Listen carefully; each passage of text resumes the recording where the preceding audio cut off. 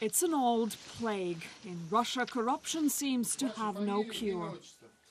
A major drain on the Russian economy. Investigators say $120 billion, and official sources say over $300 billion. That's almost the entire national budget is siphoned off every year.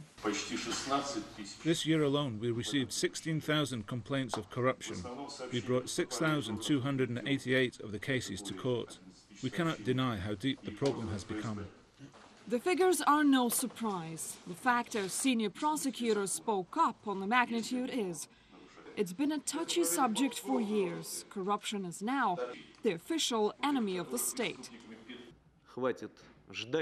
Enough waiting. Corruption has turned into a systematic problem, and that problem requires a systematic solution.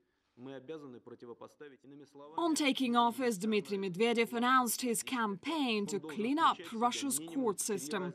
He set up a counter-corruption council, which he personally oversees.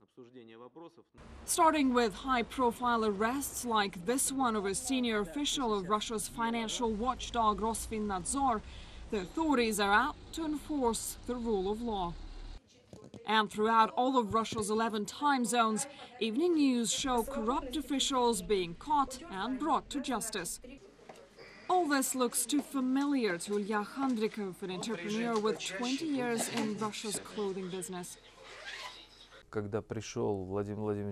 Back in 2000, the former president pledged to fight corruption, and we all got hopeful.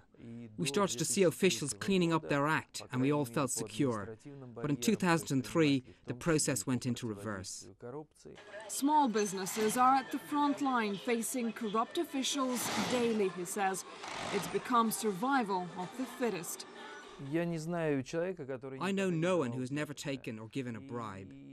Ilya has long said no to payoffs. He refused to pay a bribe on principle in 2006, but he says his business is suffering more by rocking the system. There are legal ways, but they are more time-consuming and costly. The bribes may go, but the rules of the racketeers' game are still in place. The lives of ordinary Russians seem unaffected by the latest clean-up efforts at the top. Parents still buy university places for children, recruits pay to avoid army service, and traffic police continue to notoriously pocket fines. In a country where corruption is endemic, authorities say breaking the habit is the main challenge. Some say Russia just needs more time. There is no miracle anti-corruption pill that the state can swallow and cure its corruption overnight.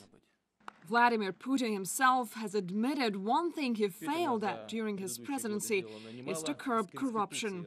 The Russian parliament is now to draft bills based on UN and Council of Europe conventions to create additional control mechanisms and iron out legal loopholes.